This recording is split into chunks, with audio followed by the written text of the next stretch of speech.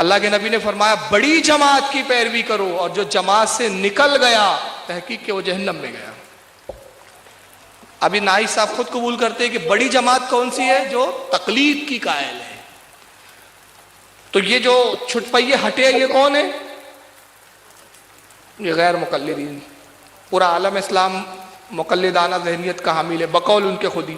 تو اس کا مطلب یہ ہوا کہ جو آج کہتے ہیں کہ تقلید نہیں کرنا چاہیے، یقیناً یہ سواد اعظم سے ہٹے ہوئے ہیں، اور جو سواد اعظم سے ہٹا ہوا ہے وہی در حقیقت گمراہ فرقہ ہے، کیونکہ اللہ کے نبی نے فرمایا کہ بڑی جماعت کی پیروی کرو، جماعت پر اللہ کا دست مبارک ہے، دست کرم ہے، اور میری امت میں گمراہی بڑی جماعت میں گمراہی نہیں ہو سکتی۔ ٹھیک ہے، تو چلیے ہم لوگ دیکھتے ہیں جو سوال انہوں نے کہا ہے اس کے کیا جواب ہے۔ چلیے اس پاور پوائنٹ کے ذریعے دیکھتے ہیں۔ یہاں پہ یہ بہت اہم سوال ہے جو بہت سے لوگ پوچھتے ہیں۔ سوال یہ ہے کہ بڑی جماعت کی پیروی کرو، سواد اعظم۔ تو یہ بہت سے لوگ ہیں جو اس حدیث کو بتاتے ہیں لوگوں میں کہ سواد اعظم کیا ہے۔ یہ حدیث جو بتائی جاتی ہے ابن ماجہ میں اور دوسری جگہوں پہ حدیث ہے، اللہ کے رسول صلی اللہ علیہ وسلم کی طرف نسبت کی گئی ہے۔ فَإِذَا رَأَيْتُمُ اخْتِلَافًا، جب تم اختلاف دیکھو، فَعَلَيْكُمْ بِالسَّوَادِ الْأَعْظَمِ، تو بڑے گروہ کو لازم پکڑو، یعنی بڑے گروہ کو جو زیادہ تعداد میں ہو، ایسا لوگ بتاتے ہیں، اسے لازم پکڑو، یعنی اس کے ساتھ ہو جاؤ، اس کو فالو کرو۔ اب یہ صاحب جو بتا رہے تھے کہ بڑے گروہ پر جو کیا کر رہے ہیں اس کے اوپر چلو، جو لوگ اس راستے سے بھٹک گئے وہ لوگ حق سے بھٹک گئے، وہ لوگ حق سے دور ہو گئے۔ لیکن یہ چیز یہ لوگ نہیں بتاتے ہیں کہ حدیث ضعیف ہے۔ یہ حدیث ضعیف ہے، ابن ماجہ میں ذکر کرنے کے بعد شیخ البانی نے تو کہا ہے ضعیف جداً ہے، اور سلسلہ حدیث ضعیفہ میں 2896 میں جا کر کوئی اگر دیکھنا چاہتا ہے تو تفصیلاً ان کی تحقیق دیکھ سکتے ہیں کہ کس کس وجہ سے اس کے اندر کیا کیا پرابلمز ہیں، انہوں نے وہاں ڈیٹیل میں بتایا ہے سلسلہ حدیث ضعیفہ میں۔ اب یہ جو کہا جاتا ہے کہ اکثریت کا راستہ، بڑی جماعت اکثریت کا راستہ، آئیے جائزہ لیتے ہیں کہ کیا زیادہ لوگ جو کہتے ہیں وہ صحیح ہے، کیا وہ صحیح بات ہے؟ تو قرآن میں آپ دیکھیں گے اس طرح کی آیتیں ہیں، سورہ مائدہ سورہ 5 آیت نمبر 100، اس طرح کی آیتیں ہیں۔ جیسے اس آیت میں کیا کہا ہے اللہ تعالیٰ نے، قُلْ لَا يَسْتَوِي الْخَبِيثُ وَالطَّيِّبُ، کہو ناپاک اور پاک برابر نہیں ہے۔ وَلَوْ أَعْجَبَكَ كَثْرَةُ الْخَبِيثِ، چاہے ہی خبیث کی کثرت، جو ناپاک کی کثرت تمہیں تعجب میں ڈال دے، تو اللہ تعالیٰ نے کہا نہیں، وہ برابر نہیں ہے۔ ناپاک چیز اگر گندی چیز بہت کثرت سے ہو، کثرت الخبیث، جو کثرت کو کے باوجود غلط ہے، زیادہ ہے تو کیا ہوا؟ صحیح نہیں ہو جائے گا۔ زیادہ ہے تو زیادہ ہونے سے کوئی چیز صحیح نہیں ہو جائے گی، یہ ایٹیٹیوڈ ہمیں سکھایا گیا۔ اور جو لوگ دنیاوی دلائل دیتے ہیں، اب دیکھیے ابھی میں ممبئی میں ہوں، یہ ووٹنگ کر کے آیا ہوں، تو یہاں پہ کیا ہوتا ہے کہ الیکشن میں جو پارٹی کو زیادہ ووٹس ملے وہ جیتتی ہے۔ تو لوگ بولتے ہیں کہ ایسے ہی دین میں بھی زیادہ لوگ کیا کر رہے ہیں، وہ سب غلط کیسے ہو سکتے ہیں، زیادہ لوگ غلط کیسے ہو سکتے ہیں؟ لوگ اس طرح سے جو بات بولتے ہیں، اتنے سارے لوگ بول رہے ہیں، سب کیسے غلط ہو سکتے ہیں؟ تو بھائی دنیاوی دلیل ہوئی نا یہ۔ تو چلو اس کے لیے دنیاوی جواب کہ ایک وقت تھا دنیا میں جب دنیا کے زیادہ لوگ یہ مانتے تھے زمین چپٹی ہے۔ تو کیا صحیح تھے وہ لوگ؟ کیا وہ زمانے میں دنیا چپٹی تھی کیا؟ یا ایک اور مثال، دنیا کے زیادہ لوگ ایک زمانے میں مانتے تھے کہ زمین سینٹر ہے، سورج چکر کاٹ رہا ہے، ہاں، جو جیو سینٹرک ماڈل ہے، بولے سورج زمین کے چکر کاٹ رہا ہے، تو تبھی کیا سورج چکر کاٹتا تھا؟ تب یہ کیا صحیح بات تھی؟ زیادہ لوگ بول رہے تھے، صحیح تھی کیا؟ تو یہ جو ہم دیکھتے ہیں ڈیموکریٹک کنٹریز میں جو لوگوں کا ایٹیٹیوڈ ہوتا ہے کہ زیادہ لوگ جو بول رہے ہیں وہ صحیح ہے۔ تو ایک زمانہ تھا، آپ کو معلوم ہے، یہ دیکھو، یہ میں نے ایک فوٹو نکالا، سگریٹ کو وہ لوگ بولتے تھے کہ اسموکنگ سے نقصان نہیں ہے بلکہ ہیلدی ہے اسموکنگ۔ ہاں، یہ ڈاکٹر کی فوٹو کے ساتھ، یہ لکیز نام کا ایک سگریٹ کمپنی امریکن، تو اس نے یہ کہا کہ بھائی سگریٹ اسموکنگ سے کیا ہے، ہیلتھ اچھی ہوتی ہے۔ تو کیا زیادہ لوگ بولنے سے بات صحیح ہو گئی تھی؟ یہ ایسے تھا کیا؟ کتنے لاکھوں لوگ سگریٹ اسموکنگ سے مرتے ہیں آج ہر سال۔ ہاں، تو یہ جو کہتے ہیں اکثریت، آج اکثریت کیا ہے؟ آج دنیا میں اکثریت کیا ہے؟ غیر مسلمانوں کی ہے۔ اور اگر ریلیجن کے اعتبار سے دیکھو تو عیسائیت نمبرز کے اعتبار سے زیادہ ہے، 32% ہے، مسلمان تقریباً 23% ہے، یعنی تقریباً 1/4 دنیا کی آبادی مسلم ہے، یعنی کہ 800 کروڑ میں سے تقریباً 200 کروڑ مسلمان ہیں تقریباً، لیکن کرسچنز میں 32% ہے کہنے کے لیے تو۔ اور مسلمانوں کی بات کریں گے تو مسلمانوں میں بے نمازی زیادہ ہے کہ نمازی زیادہ ہے؟ یا جمعہ والے نمازی جو ہے وہ زیادہ ہے یا 5 وقت کے نمازی زیادہ ہے؟ تو زیادہ ہونے سے کیا صحیح ہو جاتے ہیں؟ اچھا، شرک اور بدعت کرنے والے لوگ زیادہ تعداد میں ہیں، ہاں، تو وہ لوگ زیادہ ہونے سے کیا صحیح ہو جاتے ہیں؟ زیادہ لوگ جو چیز کر رہے ہیں وہ صحیح ہے۔ تو جو لوگ تقلید کے سپورٹ میں یہ دلیل دیتے ہیں تو بے نمازی صحیح ہو گئے, تو پھر غیر مسلمان صحیح ہو گئے, تو پھر شرک و بدعت کرنے والے صحیح ہو گئے. اور یہ دلیل اگر آپ دیکھو گے کہ دنیا کے الگ الگ حصوں میں جاؤں گے تو آپ کو الگ الگ قسم کے لوگ زیادہ ملیں گے. کوئی علاقے میں آپ کو ملیں گے پورے گاؤں کے گاؤں اہل حدیث ہے, تو وہاں پہ اہل حدیث صحیح ہے. کہیں کے گاؤں لوگ جو آپ دیکھو گے شہر کے شہر پورے ایسے دکھیں گے جو شرک کرتے ہیں, بدعت کرتے ہیں, بریلوی عقیدے کے ہیں, وہ لوگ پھر صحیح, وہاں پہ وہ صحیح. اور کہیں پہ شیعہ لوگ ہوں گے کسی جگہ میں زیادہ. تو ہم دیکھتے ہیں پھر تو ایسا ہوگا کہ دنیا کے الگ الگ حصوں میں جو میجورٹی الگ ہے, تو اگر اس طرح سے فیصلہ کرنا ہے تو دنیا کا دیکھنا ہوگا یا اپنے علاقے کا دیکھنا ہوگا. ایک اور پرابلم ہے نا یہ. اور سواد الاعظم کا مطلب اگر آپ دیکھو کہ بعض علماء نے ماضی میں یہ بھی موقف لیا ہے, وہ اس حدیث پر اعتبار کرتے ہوئے انہوں نے ایک الگ موقف لیا. جیسے میں آپ کے مثال کے طور پہ آپ کے سامنے امام بربہاری کا قول ذکر کرتا ہوں. وہ کہتے ہیں فقط بین رسول اللہ صلی اللہ علیہ وسلم لامته سنہ, نبی صلی اللہ علیہ وسلم نے اپنی امت کو سنت بتا دیا. واوضحها لاصحابہ, اور اپنے صحابہ کے لیے نبی صلی اللہ علیہ وسلم نے واضح کیا سنت کیا ہے. وہم الجماع, تو وہ کہتے ہیں یہ الجماعت ہے, یعنی یہ گروہ ہے, جو گروہ یعنی کہ 73 گروہ میں سے الجماعت جو گروہ جو صحیح ہے اس کی طرف اشارہ ہے. وہم سواد الاعظم, اور وہ ہے سواد الاعظم. وہ سواد الاعظم الحق واہلہ, کہ سواد الاعظم کیا ہے؟ امام بربہاری کہتے ہیں یہ حق ہے اور اس پر چلنے والے ہیں. مطلب کیا وہ کہہ رہے ہیں؟ وہ کہہ رہے ہیں یہ کوانٹٹی میں زیادہ اعظم وہ نہیں, وہ کہہ رہے ہیں کہ جو حق ہے اور حق پر چلنے والے لوگ ہیں, یہ ہے سواد الاعظم. تو یہ انہوں نے جو بات بتائی, جو ڈیفینیشن بتائی, اگر آپ دیکھو گے تو یہ جو حدیث جو ذکر ہوتی ہے یہ ابن ابی عاصم نے بھی ذکر کیا ہے. اور یہاں پہ نبی صلی اللہ علیہ وسلم کی طرف جو نسبت کر کے حدیث ضعیف ہے, وہ بھی ضعیف تھی ابن ماجہ والی, اور یہ حدیث بھی ضعیف ہے. لیکن یہاں پر آپ غور کریے, فعلیکم بسواد الاعظم الحق واہلہ, یہ بھی تو الفاظ ہے. مطلب کیا ہے؟ جو لوگ سواد الاعظم کی دلیل سے تقلید کو صحیح بتانا چاہتے ہیں یا اپنے شرک یا بدعات کو صحیح بتانا چاہتے ہیں, دلیل کے طور پہ کیا کہتے ہیں کہ زیادہ لوگ کیا کر رہے ہیں وہ کرو, تو وہ لوگ اس بات کا ذکر نہیں کریں گے. مطلب ضعیف حدیث بھی لائیں گے نا تو سلیکٹو لائیں گے, اس پارٹ کو چھوڑ کے لائیں گے. یعنی کہ بڑے گروہ کے پیچھے چلو یہ کہہ کر یہ نہیں کہیں گے کہ بڑا گروہ کون ہے, بڑے کون ہے, الحق, کہ حق ہے اور واہلی. یعنی آپ دیکھو کہ مثال کے طور پر ضعیف حدیث بھی بتانا ہے نا تو سلیکٹ کر کے وہ والی بتاؤ جس سے اپنا موقف ثابت ہو. اب ضعیف ہی ہے, یہ بھی حدیث ضعیف ہے, لیکن یہ والا حصہ چھوڑ کر, یہ والا حصہ چھوڑ کر پھر بتاؤ. تو اگر یہ والے حصے سے دیکھیں گے تو وہی بات ملے گی جو ابن مسعود کے قول سے ہمیں ملتی ہے. وہ کہتے ہیں الجماعت ما وافق الحق ولو كنت وحدك, کہ جماعت وہ ہے, الجماعت وہ ہے جو حق کے مطابق ہو, چاہے تم اکیلے کیوں نہ ہو, چاہے تم اکیلے کیوں نہ ہو, جو حق کے مطابق ہے وہ ہے الجماعت. ہاں, تو یہ امام ابن مسعود رضی اللہ عنہ کا قول, یہ اس بات کی تعلق سے وضاحت ہے. اور ابو امامہ کا بھی قول اس بارے میں یہ ہے, وہی الجماعت, کہ السواد الاعظم کیا ہے, وہی الجماعت. لیکن ہم دیکھتے ہیں کہ یہ تحقیق کی بات نہیں کر رہا ہوں میں, یہاں پہ تحقیق کی بات نہیں کر رہا ہوں, یہاں پہ ضعیف میں سلیکٹیولی کسی چیز کو بتانے کی بات کر رہا ہوں.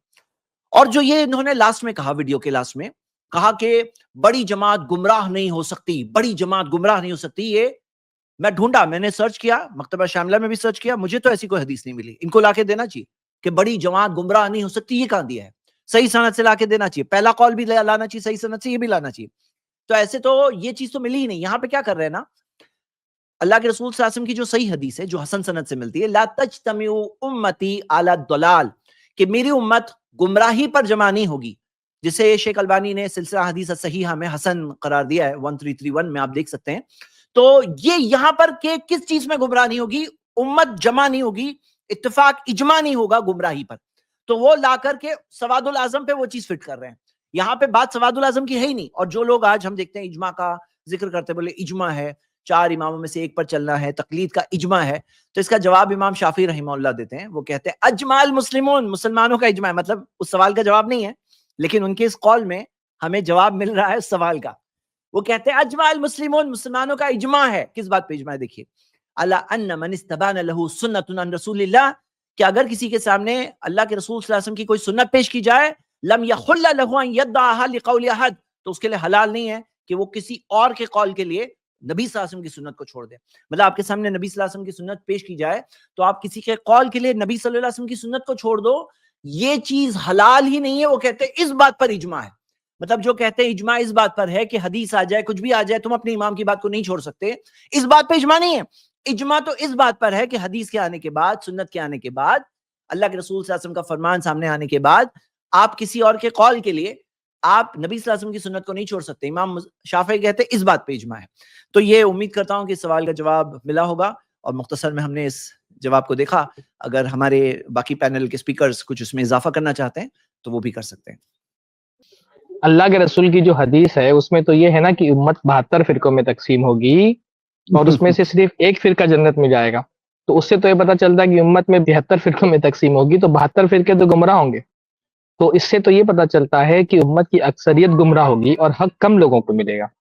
ایسے اللہ کے رسول کی ایک اور حدیث ہے. اللہ کے رسول نے فرمایا بدأ الاسلام غریبا وسیعود کما بدا فطوبى للغرباء کہ اسلام جب شروع ہوا تو وہ غریب تھا یعنی اجنبی تھا اور ایک دور ایسا آئے گا کہ اسلام پھر سے اجنبی ہو جائے گا. اجنبی ہو جائے گا یا مطلب یہی ہوتا ہے کہ اتنے کم لوگ اس کو جاننے والے ہوں گے, اکثریت کو پتہ ہی نہیں ہوگا کہ اسلام کیا ہے. اکثریت جو ہے وہ جس چیز کو اسلام سمجھ رہی ہوگی وہ حقیقت میں اسلام ہوگا ہی نہیں. اور یہاں تک کہ دور آ جائے گا کہ بہت قلیل تعداد ایسے لوگوں کی ہوگی جو حقیقی اسلام کے حامل ہوں گے اور وہ سمجھ پا رہے ہوں گے کہ صحیح دین کیا ہے. تو اس سے بھی یہ پتہ چلتا ہے کہ ایک دور ایسا آئے گا قیامت کے قریب جب صحیح دین کی معرفت بہت کم لوگوں کو ملے گی. تو ایسی تو بہت ساری حدیثیں ہیں اللہ کے نبی صلی اللہ علیہ وسلم کی. فی الوقت مجھے 2 حدیثیں یاد آئیں جس سے پتہ چلتا ہے کہ اکثریت گمراہی پر رہتی ہے. اچھا ایک پوائنٹ اور ہے, اگر آپ یہ بولتے ہیں کہ اکثریت ہی جو ہے وہ حق کی دلیل ہے تو آپ یہ کیوں بولتے ہیں کہ چاروں مسلک برحق ہے؟ پھر آپ یہ بولیے نا کہ حنفی برحق ہیں.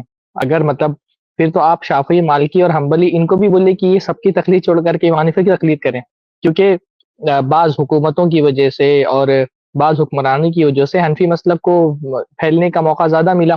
اس وجہ سے دنیا میں حنفی مسلک زیادہ پھیل گیا. آپ مسالک کی تاریخ پڑھیں گے تو آپ کو یہ بات سمجھ میں آئے گی اور کبھی انشاءاللہ تعالیٰ اس پر گفتگو بھی ہم کریں گے کہ دنیا میں حنفی مسلک کی کثرت کی وجہ کیا ہے. تو بعض وجوہات سے حنفی مسلک زیادہ پھیل گیا. تو آپ کہتے ہیں اگر سواد اعظم سے مراد یہ ہے کہ جو سب سے بڑی جماعت ہے تو آپ پھر سارے مقلدین کو اپنے ساتھ کیوں شامل کر رہے ہیں؟ آپ یہ کہیے کہ صرف حنفی بن جاؤ سارے کے سارے, شافعیوں اور مالکی اور حنبلی کو بھی دعوت دو کہ حنفی بن جاؤ. ہاں کیونکہ میجورٹی وہ ہے. ہاں کیونکہ میجورٹی وہ ہے تو چاروں کو برحق کیوں بول رہے ہو پھر؟ یا اسی اصول کو اپنانا ہے تو کہہ دینا کہ اہل سنت میجورٹی ہیں. تو اہل سنت میں تو مطلب یہ جاہل آدمی نہیں تو نہیں جانتا ہوگا, لیکن اہل سنت میں عام طور پہ جو حنفی معتبر علماء ہے وہ اہل سنت میں روافظ کے علاوہ تمام جماعتوں کو شامل کرتے ہیں جن کے اختلافات فروعی نوعیت کے ہیں. اس میں اہل حدیث بھی شامل کرتے ہیں, وہ ایون مقلدین بھی اس میں شامل کرتے ہیں. تو یا تو آپ اتنا لمبا کر لیں سواد اعظم کو کہ تمام اہل سنت فرقوں کو اس میں شامل کر لیں, یا تو محدود کر دیں کہ صرف حنفی جو ہے سواد اعظم ہے. اس کو صرف مقلدین تک کے محدود رکھنے کی کیا دلیل ہے سواد اعظم کو؟ یہ بات کلیئر ہے زید بھائی میری؟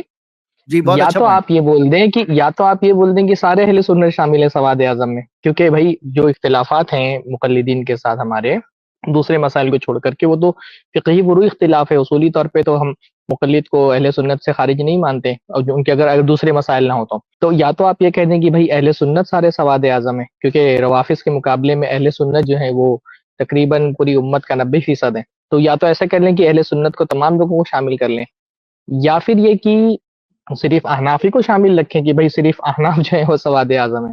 بہرحال حدیث تو ضعیفی ہے, اگر اس کو تسلیم بھی کر لیا جائے صحیح تو بھی آپ کو یہ دکھ جاتا ہے اتنی ضعیف حدیث کے اندر کہ اس میں کہا گیا سواد اعظم کی اتباع کرو, اور قرآن کی صریح آیتیں جن میں بار بار یہ کہا گیا ہے اللہ اس کے رسول کو مانو, اللہ اس کے رسول کی پیروی کرو, اللہ کے رسول صلی اللہ علیہ وسلم کی اتباع کرو, اتنی واضح صریح آیتیں اور اللہ کے نبی صلی اللہ علیہ وسلم کی حدیثیں نہیں دکھتی ہیں, اور دلیل ڈھونڈ کر کے لانا ہے تو ایک موضوع حدیث مل جاتی ہے.